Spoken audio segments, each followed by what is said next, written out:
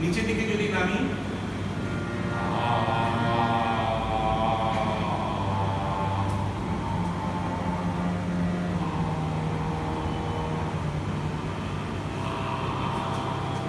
হারমোনিয়ামে আদিম নেই, আমার বলা আরো নামতে চাইছি, আরো নামতে চাইছি, এখানে আর দেয়নি।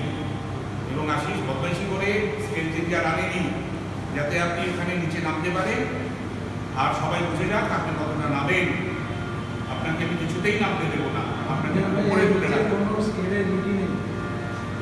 মানে আমাকে কি বলছেন, আপনারা ভদ্রলোক বলে আপনাদের একটা স্কেল থাকে, আপনারা একটা নির্দিষ্ট ভাবে কবিতা বলেন, ভদ্রলোকের এক কথা।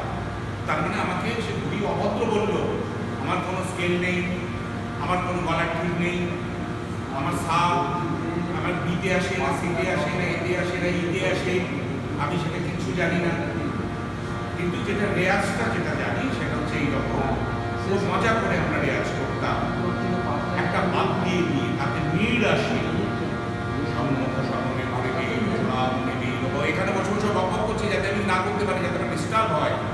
এখানে বসে বসে ফোন করছে, কথা ছেলে একটা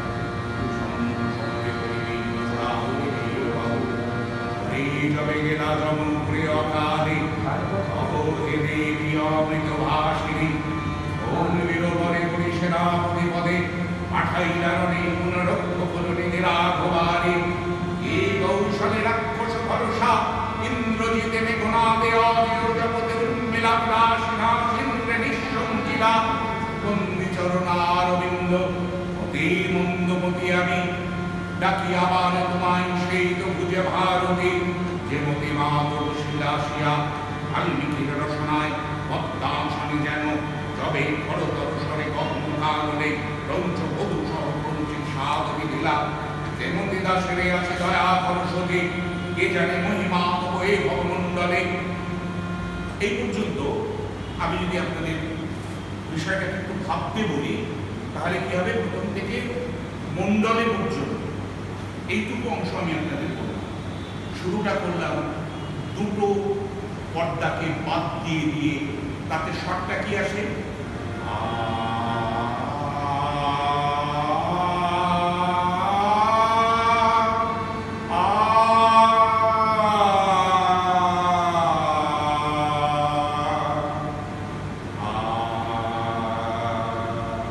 একটা মিল, একটা গলাকে যেন ভাসিয়ে দিচ্ছি,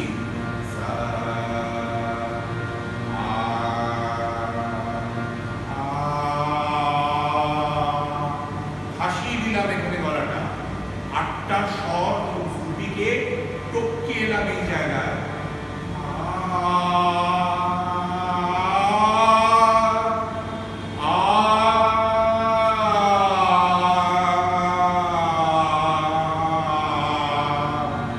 এবার এখানে স্বর বসাচ্ছি। এবার এই অংশটা বেদান্ত কাব্যের প্রথম যে পর্যায়টা আছে তার 30 লাইন থেকে আমি করছি।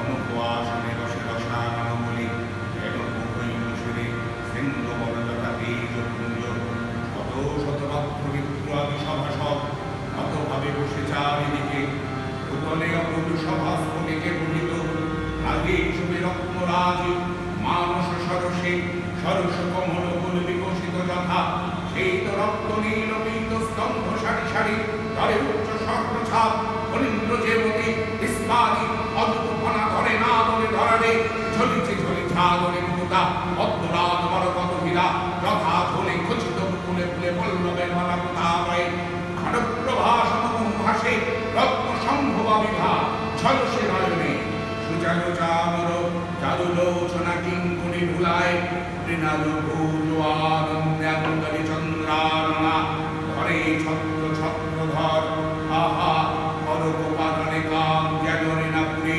দাঁড়ান সে সভাতলে ছত্রধর রূপে এর দ্বারে লৌবারে এই সনমরতে পাণ্ডব শিবিরদারে রুদ্রেশ্বর যথা সুরবাণী মন্দে মন্দে বহে বন্ধ বহি অনন্ত বসন্ত বায়ু রঙ্গে সঙ্গে আজ চাকরি লহরে হরে মনোহর রথা আসর সর লহরে গোকুল বিপিনে ইচ্ছা বিহার কাছে হে দানব প্রতিময় মন মণিময় সভা ইন্দ্রপ্রস্থে যাহা সহস্রে করিলা তুমি দূষিতে গৌরবে। কিছুর সঙ্গে একটু মিল পাওয়া গেল না? কিছুর সঙ্গে মিল পাওয়া গেল মনে হচ্ছে না? ভীষণ শোনা শোনা একটা কিছু কিছুর সঙ্গে মিল পাওয়া গেল।